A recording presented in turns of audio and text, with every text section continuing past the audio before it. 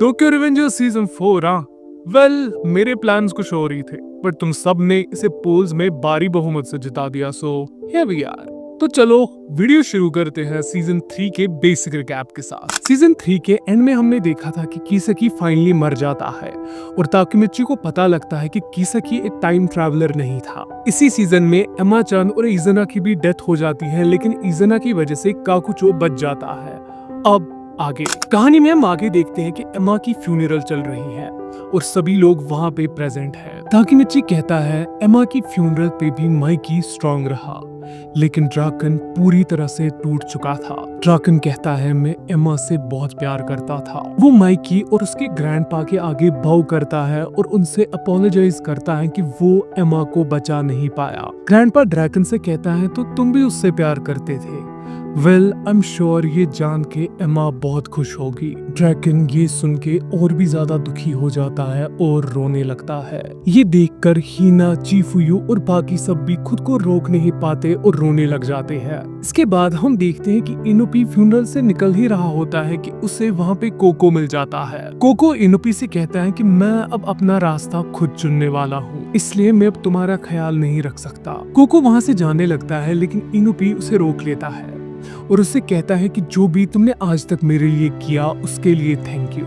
यहाँ से हम काकुचो को देखते हैं जो हॉस्पिटल से निकल चुका है और उसे याद आता है कि कैसे वो और इज़ुना बर्फ में खेलते थे। वो सारे साथ बिताए हुए पलों को याद करता है और फाइनली एक बर्फ के हिस्से में इज़ुना की इयररिंग को छोड़ देता है। आगे हम देखते हैं कि एमा के मर्डर के इल्जाम में टेट्टा किसकी और श्यूजी हानमा दोनों को गिल्टी डिक्लेयर किया जाता है, जहाँ किसकी ऑलरेडी डेड है और हानमा एक फ्यूजिटिव जो लॉ से भाग रहा है। इसके बाद हम माइकी को देखते हैं जो कहता है आई हैव ऑलरेडी डिसाइडेड। यहाँ से हम देखते हैं कि चिफुयु एक दरिया में पत्थर फेंक रहा है और ताकेमिची से बात करने की कोशिश कर रहा है, लेकिन ताकेमिची पूरी तरह से शॉक में है। चिफुयु उससे कहता है कि मैं जानता हूँ जो इज़ुना और एमा के साथ हुआ तुम उस सब से काफी हर्ट हो, बट सरप्राइजिंगली ताकेमिची उससे कहता है कि आखिर किसकी किस किस्म का इंसान था। मैं उसके बारे में बिल्कुल गलत था, क्योंकि अंत में वो एक टाइम ट्रैवलर नहीं था। उसने सिर्फ एक लाइफ टाइम में पूरे टोमान को मैनिपुलेट किया और काउंटलेस लोगों की जान लेके जापान का टॉप डिलिंक्वेंट बन गया। ऐसी कितनी ही रातें उसने बिताई होगी जब उसे खुद की ही गिल्ट ने अंदर से खाया होगा। वो फाइट में वीक था, लेकिन तब भी वो इतना सब कुछ कर पाया। He was an incredible guy। ये सुन के चिफुयु उससे कहता है कि क्या फर्क पड़ता है अगर वो इनक्रेडिबल था या नहीं, वो एक काफी बुरा इंसान था। तुम्हें उसके बारे में सोचने की कोई जरूरत नहीं, क्योंकि वो मरना ही डिजर्व करता था। ताकेमिची अचानक से जाके दरिया में कूद जाता है, जो देख के चिफुयु उससे पूछता है कि तुम ये क्या कर रहे हो। ताकेमिची उससे कहता है कि मैं किसकी से बहुत नफरत करता हूँ, लेकिन उसने कहा कि वो मुझे रिस्पेक्ट करता है और उसने जो कुछ भी किया वो सब सिर्फ हिना के लिए किया, इसीलिए मैं उसे मैन टू मैन फेस करना चाहता था। जो सुन के चिफुयु से जरा सा भी सीरियसली नहीं लेता और उसे पानी से बाहर आने के लिए कहता है। वो चिफुयु से कहता है कि मैं बस अभी और नहीं कर सकता, और चिफुयु उससे कहता है कि मैं जानता हूँ, तुम बस अभी के लिए पानी से बाहर आ जाओ। भले ही कोई कितना भी बुरा इंसान हो, लेकिन जब तुम उन्हें जानते हो और फिर वो मर जाए, वो चीज तुम्हारे लिए काफी हार्ड होती है। इसी के साथ कुछ दिन बीत जाते हैं और ताकेमिची टोमान के स्पॉट पर माइकी से मिलने जाता है। माइकी उससे कहता है कि तुम्हें यहाँ अचानक से बुलाने के लिए sorry,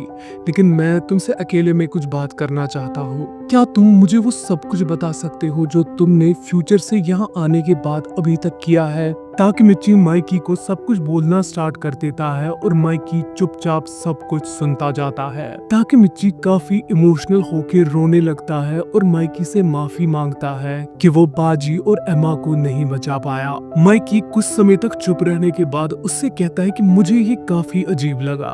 and Takemichi is like हाँ। माइकी उससे कहता है कि जब मैं तुमसे पहली बार मिला तुम कियोमासा से मार खा रहे थे, लेकिन मुझे उसी टाइम लगा कि तुम्हारे कंधे सबसे बड़े हैं और वो किसी बहुत ही भारी बोझ को उठा रहे हैं। यू आर अमेजिंग, तुम मेरे हीरो हो ताकेमिची। वो उससे कहता है कि मैंने सोचा था कि मैं एक नया एरा क्रिएट करूंगा, स्टैंड अप ताकेमिची। और इसी के साथ वहाँ पे टोमान के बाकी मेंबर्स भी आने लगते हैं। माइकी ताकेमिची से पूछता है क्या तुम्हें एक नए एरा के फुटस्टेप्स की आवाज सुनाई दे रही है? भले ही तुम कितनी बार मार खा के नीचे गिरे, लेकिन तुमने कभी भी लड़ना बंद नहीं किया, जिसकी वजह से तुमने आज ये नया एरा क्रिएट कर दिया।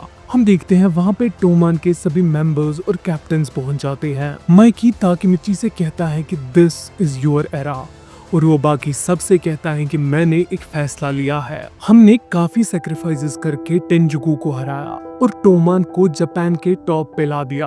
हमने एक ऐसा एरा बनाया जिसके बारे में आने वाली जनरेशंस बात करेगी। सिंस अभी हम अपने पीक पे हैं तो मैं ये सब अभी खत्म करना चाहता हूँ। और इसी के साथ वो कहता है as of today the Tokyo Manji gang is disbanded. ये सुन के कि टोमान बंद होने वाला है, सारे मेंबर्स और कैप्टन्स पागल हो जाते हैं। ड्रैगन माइकी से पूछने की कोशिश करता है कि वो ऐसा क्यों कर रहा है, लेकिन माइकी उसे इग्नोर करके ताकेमिची को आगे बुलाता है। यहाँ से हम देखते हैं कि सारे मेंबर्स कंफ्यूज्ड हैं कि ऐसा क्यों हो रहा है, और उनमें से कोई भी ये बिलीव नहीं करना चाहता कि ये सच है। माइकी ताकेमिची से पूछता है कि तुम्हें नहीं लगता कि फ्यूचर को चेंज करने के लिए यही सबसे अच्छा तरीका है? और ये सुन के ताकेमिची पूरी तरह से स्पीचलेस हो जाता है। माइकी सारे कैप्टन्स को एक एक करके आगे बुलाता है और उनसे कहता है कि तुम्हारे बिना टोमान कभी भी यहाँ तक नहीं पहुँच सकता था, थैंक यू। लेकिन उनमें से कोई भी माइकी के इस डिसीजन के साथ खुश नहीं है। ड्रैगन माइकी से कहता है कि तुम बहुत ही घमंडी हो और तुम ऐसा सोचते हो कि जैसे तुम अकेले ही बाकी सबसे ऊपर हो, लेकिन हम सब तुम्हारे उसी करिश्मा की वजह से तुम्हारे पीछे पीछे चले और उसी की वजह से टोमान आज इतना बड़ा बन पाया है। मुझे लीडर के डिसीजन से कोई शिकायत नहीं है, आज तक हर एक चीज के लिए thank you our leader. Mikey उससे कहता है थैंक्स केंचिन, और यहाँ से सभी मेंबर चिल्लाने लगते हैं टोमान टोमान टोमान। माइकी उन सबसे कहता है कि आज मैं टोमान को डिसबैंड करता हूँ। फर्क नहीं पड़ता कि चीजें हमारे लिए कितनी अमेजिंग हो, उन्हें किसी ना किसी दिन एंड होना ही पड़ता है। इट इज जस्ट कि वो दिन आज है। लेकिन एक बात कभी मत भूलना कि टोमान हमेशा हमारे दिलों में है।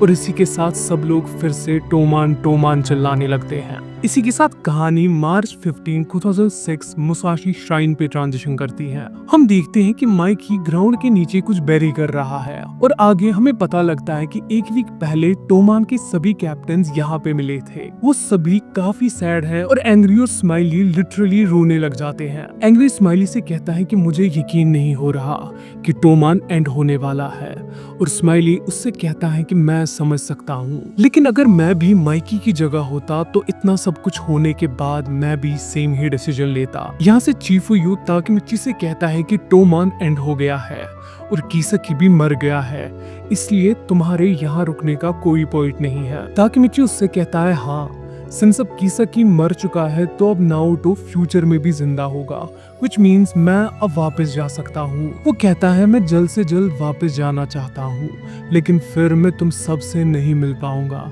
एंड मैं वो नहीं चाहता। हक्काई उनसे कहता है कि हमें टोमान की डिसबैंडमेंट को मेमोरेबल बनाने के लिए टाइम कैप्सूल्स बेरी करने चाहिए। माइकी कहता है कि ये एक अच्छा आइडिया है, हम सबको अपने फ्यूचर सेल्स के लिए एक लेटर लिखनी चाहिए जो हम 12 साल बाद यहीं पे ओपन करेंगे। माइकी उन्हें कहता है कि एक वीक बाद सभी अपनी लेटर्स लेके यहाँ पे आ जाना। कहानी प्रेजेंट में ट्रांजिशन करती है जहाँ हर कोई अपनी लेटर्स को बेरी कर रहा है, और तभी माइकी उनसे कहता है कि डोंट फॉरगेट, हम सब 12 साल बाद 19 जून फाउंडेशन डे को यहीं पे मिलेंगे। हम देखते हैं कि ताकेमिची माइकी की बाइक पे है और तभी माइकी उससे कहता है this is good bye Takemichi. ये सुन के ताकेमिची थोड़ा सा स्टार्टल हो जाता है, और तभी माइकी उससे कहता है कि बाकी सब यहीं पे किसी ना किसी जगह बिलोंग करते हैं, लेकिन तुम्हारी यहाँ कोई जगह नहीं है। आई प्रॉमिस जब तक हम 12 साल बाद नहीं मिल लेते मैं टोमान के सभी मेंबर्स और हीना को प्रोटेक्ट करूंगा। ताकेमिची ये सुन के रोने लगता है और माइकी उससे कहता है कि इवन दो मुझे तुम्हें जाते हुए देख के काफी दुखी फील हो रहा है, लेकिन तुम्हें फ्यूचर में वापस जाना होगा ताकेमिची। 12 साल बाद की हीना तुम्हारा इंतजार कर रही है। एंड ये एपिसोड यहीं पे एंड हो जाता है, लेकिन कमेंट्स में मुझे तुम जरूर बताना कि तुम्हें ये वीडियो कैसा लगा, और अगर तुम्हें इसका नेक्स्ट एपिसोड जल्दी से चाहिए तो वीडियो को लाइक और शेयर जरूर करना। Well, that's about today guys. I'll see you in the next one. Till then, stay cultured. Bye bye. Sayonara.